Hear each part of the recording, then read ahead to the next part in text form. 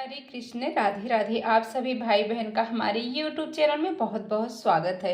आज आपके साथ हम बहुत ही अचूक सा उपाय बताने जा रही हूँ। यह उपाय आपको नवरात्रि में करना है। जो स्त्रियां बहुत दुखी हैं, आप किसी भी कार्य के लिए, धन संपदा के लिए परेशान हैं, व्यापार नहीं चल रहा है या बच्चों की नौकरी नहीं लग रही या कोई भी आपका मतलब कोई मनोकामना है, वो आपकी मनोकामना नहीं पूरी हो रही है, तो आपको ये लाल पुष्प लेना है, बेल पत्र लेना है और चावल का दाने से आपको यह अचूक सा उपाय करना है। जो भी हम आपको उपाय बताते हैं, गुरु जी की कथा सुनकर समझकर ही आपको समझाने का प्रयास करती हूँ। तो पहले तो आप सबसे पहले घर के मंदिर पे भी कर सकते हैं। यदि आप मंदिर नहीं जा सकते तो घर के मंदिर पे भी आप यह अचूक सा उपाय कर सकते हैं। बहुत ही सरल और सुंदर। क्योंकि पूजनी पंडित जी कह रहे थे कि नवरात्रि में, और सच में ही बहुत समय लगता है नवरात्रि में पूजन करने में। जो लोग पाठ करते हैं तो 2-3 पाठ भी पढ़ना होता है, तो मंदिर नहीं जा पाते हैं, तो उसके लिए पूजनी पंडित जी कहते हैं आप अपने घर के शिवलिंग पर भी इस उपाय को कर सकते हैं। लेकिन जब आप मंदिर में कोई उपाय करते हैं तो वहाँ पे आपकी मनोकामना जल्दी पूरी होती है, क्योंकि मंदिर में जो शिवलिंग होती है वो प्राण प्रतिष्ठित होती है। इसलिए आपको बताया जाता है मंदिर में उपाय करने के लिए। और यदि आप नहीं जा सकते हैं, नवरात्रि में ज़्यादा काम होता है, तो घर पर उपाय करने के लिए आपको बेलपत्र लेनी है। इस तरह से आप बेलपत्र लीजिएगा। बेलपत्र आपकी कटी और फटी नहीं होनी चाहिए। अब इस बेलपत्र पे आपको इस तरह से एक बिंदी लगा लेनी है। लाल चंदन की बिंदी आप लगाएं या पीले चंदन की, कुछ भी आप लगा लीजिएगा।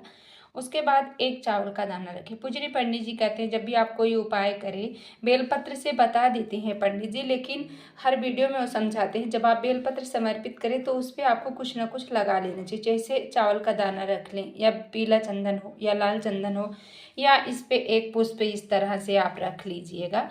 उसके बाद लाल पुष्प बहुत ही, इस टाइम नवरात्रि के टाइम लाल पुष्प यदि आप समर्पित करते हैं तो इससे माता रानी बहुत ही प्रसन्न होती हैं, क्योंकि गुड़हल का फूल माँ जगदम्बा को बहुत ही प्रिय होता है। इसे ले लीजिएगा। उसके बाद आपको करना क्या है, जैसे ये शिवलिंग है, जैसा कि आपको गुरुजी बताते हैं कि ये आपकी शिवलिंग है। यहाँ पे जो होता है ये गणेश जी का स्थान होता है दाहिने तरफ, और बाएं तरफ कार्तिकेय जी का, और बीच में ऐसे एक गोल सी लाइन बनी होती है, कहीं कहीं पे आपने देखा होगा।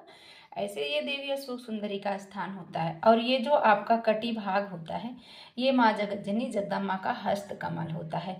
तो आपको यह उपाय कहाँ पे करना है, तो देवी अशोक सुंदरी के स्थान पे आप इस उपाय को करिएगा। तो यहाँ जो हमने आपको बताया देवी अशोक सुंदरी का उपाय करने के लिए स्थान है देवी अशोक सुंदरी का, तो आप इस तरह से लेंगे बेल पत्र और साथ में एक चावल का दाना, लाल चंदन की बिंदी और लाल पुष्प ले लीजिएगा।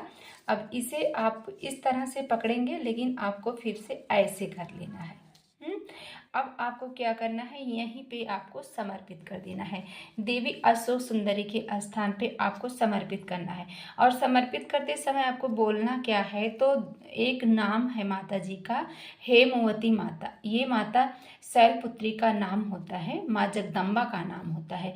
हेमवती माता का नाम लेके आपको 9 दिन लगातार इस उपाय को करना है। घर के शिवलिंग पर भी आप कर सकते हैं और मंदिर में करेंगे तो आपकी मनोकामना जल्दी पूरी होगी। कुछ समय निकाल लें आप। अगर यदि नज़दीक में कोई भी शिवालय हो तो सुबह से लेकर शाम तक जब भी आपको टाइम मिल जाए तो आप इस उपाय को कर सकते हैं। इस तरह से आप समर्पित करें माँ हेमवती के नाम से। 9 दिन आप लगातार करके देखिएगा।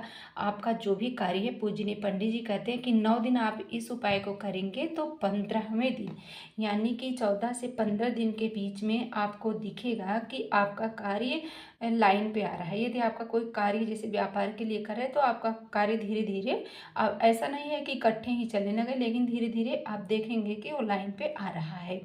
और यदि आप किसी मनोकामना के लिए कर रहे हैं तो भी पूजनीय पंडित जी कहते हैं 13 से 14 दिन में, 15 दिन में आपको फर्क दिखने लगेगा, आपकी मनोकामना अवश्य पूरी होगी। तो आप यह अचूक सा उपाय जरूर करिएगा। और यदि आपको मेरी वीडियो अच्छी लगती हो तो आप हमारे चैनल को सब्सक्राइब करें और इस वीडियो को आप ज़्यादा से ज़्यादा शेयर करें। हर हर महादेव, राधे राधे।